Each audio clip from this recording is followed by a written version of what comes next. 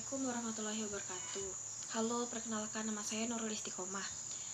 NIM saya 222150873. Saya dari Fakultas Syariah, Universitas Islam Negeri Sultan Haji Muhammad Idris Samarinda. Saya dari Prodi Hukum Keluarga. Hari ini saya membuat ulangan tengah semester mata kuliah Filsafat Hukum berbentuk video yang diberikan oleh dosen saya yang bernama Dr. Haji Siti Aisyah SPD SH MMMH yang berjudul pengancaman. Pengertian pengancaman atau paksaan. Dalam ketentuan pasal 322 KUHP tentang membuka rahasia. Yang dimaksud dalam pasal 322 KUHP ini berkaitan dengan pembukaan rahasia oleh seorang yang karena jabatannya atau pekerjaannya wajib menyimpan rahasia itu.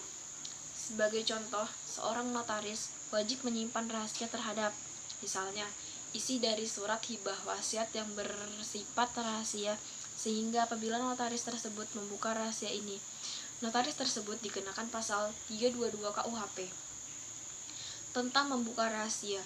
Dalam pengertian 369 KUHP mengandung arti pemberitahuan kepada orang lain atau pihak ketiga hal-hal mengenai orang yang mengancam atau orang ketiga yang terkait dengan orang yang diancam.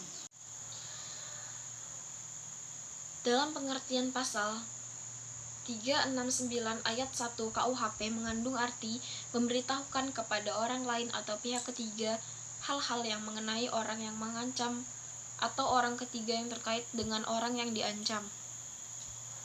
Pembahasan terhadap unsur-unsur pasal 369 ayat 1 KUHP kiranya sudah jelas.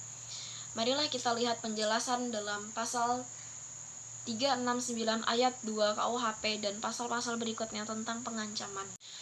Berdasarkan ketentuan pasal 369 ayat 2 KUHP, tindak pidana pengancaman ini merupakan delik atau aduan yang hanya dapat dituntut atas pengaduan. Dengan demikian, tanpa adanya pengaduan, tindak pidana pengancaman ini tidak dapat dituntut. Kitab Undang-Undang Hukum Pidana atau KUHP. Peraturan mengenai tindak pidana pengancaman dalam KUHP dapat terlihat dalam pasal 368 KUHP dan pasal 369 KUHP yang berbunyi. Pasal 368 KUHP. Yang pertama, barang siapa dengan maksud untuk menguntungkan diri sendiri atau orang lain secara melawan hukum, memaksa orang dengan kekerasan atau ancaman kekerasan untuk memberikan barang sesuatu yang seluruhnya atau sebagiannya adalah kepunyaan orang itu atau orang lain, atau supaya membuat hutang maupun penghapusan piutang. Kedua, kejahatan ini tidak dituntut kecuali pengaduan orang yang terkena kejahatan.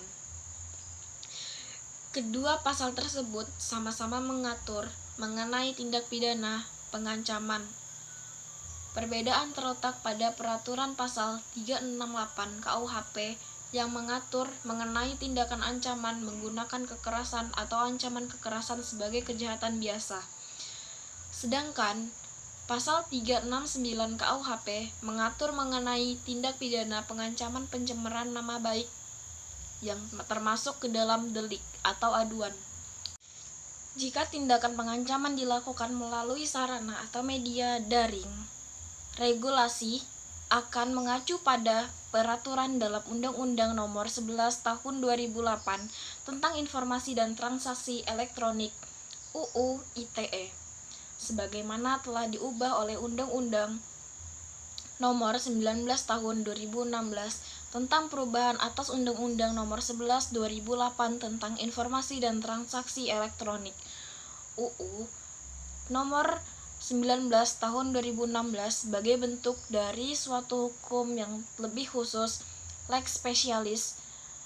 UU ITE mengatur mengenai tindakan pengancaman melalui media informasi elektronik atau dokumen elektronik yang tercantum dalam pasal 29 UU ITE Jo pasal 45B UU nomor 19 tahun 2016 pasal 27 ayat 4 UU ITE Jo pasal 45 ayat 4 UU nomor 19 2016 yang berbunyi pasal 29 UU ITE Setiap orang dengan sengaja dan tanpa hak mengirimkan informasi elektronik dan atau dokumen elektronik yang berisi ancaman kekerasan atau menakut-nakuti yang ditunjuk sebagai pribadi. Pasal 45B UU nomor 19/2016.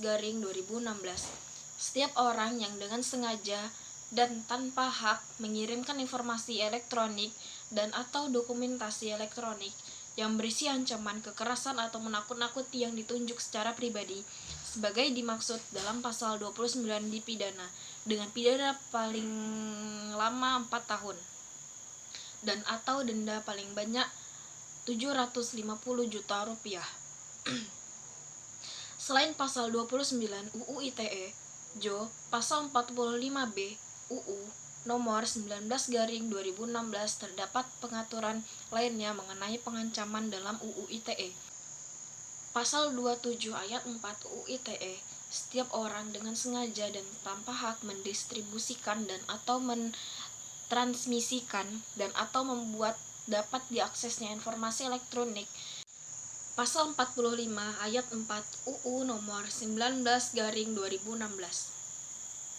Setiap orang yang dengan sengaja dan tanpa hak mendistribusikan dan atau mentransmisikan dan atau membuat dapat diaksesnya informasi elektronik dan atau dokumen elektronik yang memiliki muatan pemerasan dan atau pengancaman sebagaimana dimaksud dalam pasal 27 ayat 4 dipidana dengan pidana penjara paling lama 6 tahun dan atau denda paling banyak 1 miliar rupiah. Dalam SKB, pedoman implementasi pasal tertentu dalam UU ITE, khususnya dalam pedoman implementasi pasal 27 ayat 4 serta pasal 29 telah dijelaskan bahwa pasal 27 ayat 4 sesuai dengan pedoman pelaksanaan pasal-pasal tertentu dalam Undang-Undang tentang Informasi dan Transaksi Elektronik. Norma pidana di pasal 27 ayat 4 mengacu pada pasal 368 KUHP. SKB juga menyebutkan ini di butir 4F, namun catatan terkait nomor pidana yang merujuk pada pasal 368 KUHP disebutkan bahwa unsur perbuatannya adalah kekerasan dan ancaman kekerasan. Oleh karena itu, dalam konteks pasal 27 ayat 4 berbentuk perbuatan yang bisa jatuh pada norma pidana, pasal ini hanyalah ancaman kekerasan. Pasal 29 berbentuk dari pengancaman itu sendiri yang dimaksud dalam pasal 29 terdiri dari pesan, surat elektronik, gambar, suara, video, tulisan, dan atau berbentuk informasi elektronik dan atau dokumen elektronik lainnya. Lebih lanjut mengenai pedoman implementasi pasal 29 UU ITE, pada bagian huruf D telah dijelaskan bahwa ancaman berpotensi untuk diwujudkan meskipun hanya dikirimkan satu kali, dan pada bagian huruf I telah menjelaskan bahwa pasal 29 UU ITE merupakan delik umum dan pelapornya korban tidak harus melakukan sendiri. Berdasarkan uraian di atas disimpulkan bahwa hakikatnya tindakan pengancaman adalah tindakan melanggar hukum. Hal ini sesuai dengan ketentuan-ketentuan yang diakari dari Kitab Undang-Undang Hukum Pidana KUHP, khususnya pada pasal 368 dan pasal 369 KUHP. Peningkatan penggunaan media daring selama masa pandemi memiliki potensi untuk meningkatkan angka khusus pengancaman di ranah online. Oleh karena itu, pemerintah membuat regulasi yang diatur berdasarkan pada UU ITE, khususnya pada pasal 29 UU ITE, Jo, pasal 45B UU nomor 19/2016 dan pasal 27 ayat 4 UU ITE, Jo, pasal 45 ayat 4 UU nomor 19/2016 mengenai tindakan pengancaman melalui media online.